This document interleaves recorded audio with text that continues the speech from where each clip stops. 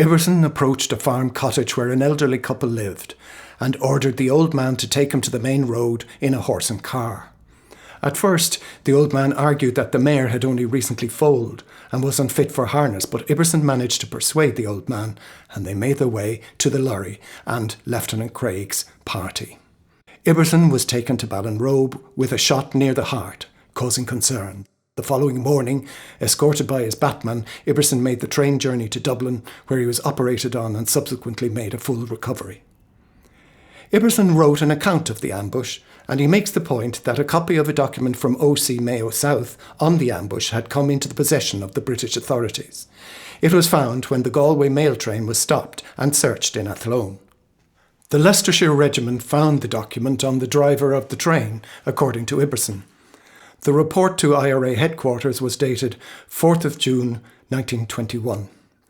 Ibberson declares that this report tied with my own in the matter of actual contact, but the extravagant claims made were a source of amusement to us at the time, knowing as we did that apart from the RIC, I was the only casualty inflicted that day by the column commanded by OC Mayo South. 2 experienced IRA men were now out of the fight, namely Maguire and O'Brien. Maguire was an additional burden as he was bleeding profusely, and even if his men could hold out until dusk, he would have to be carried off the mountain. Ammunition was becoming scarce. Fire had to be directed only at movement and against Lewis gun positions.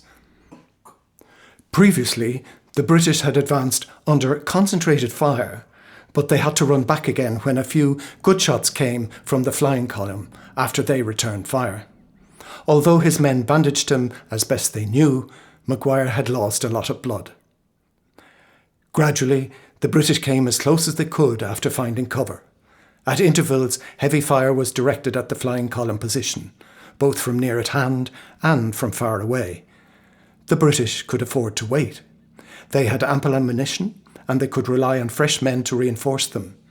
The flying column had neither food nor water, and the wounded Maguire suffered badly from thirst.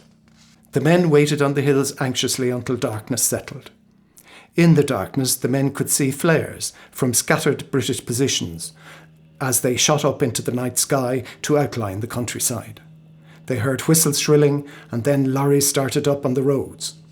And it would seem from the noise that their engines made in the quiet of the evening and their spaced headlights as they moved along, that the surrounding forces on this side of the mountain were returning to the shelter of their barracks.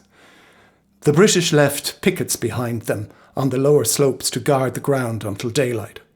But the fear of darkness and a night swoop by the hillmen kept the skeleton force so strictly on the defensive that there was no difficulty for the flying column moving through them in the dark. The flying column came down by Derasa, and from there they made their way to the Goat Hotel and then back to base.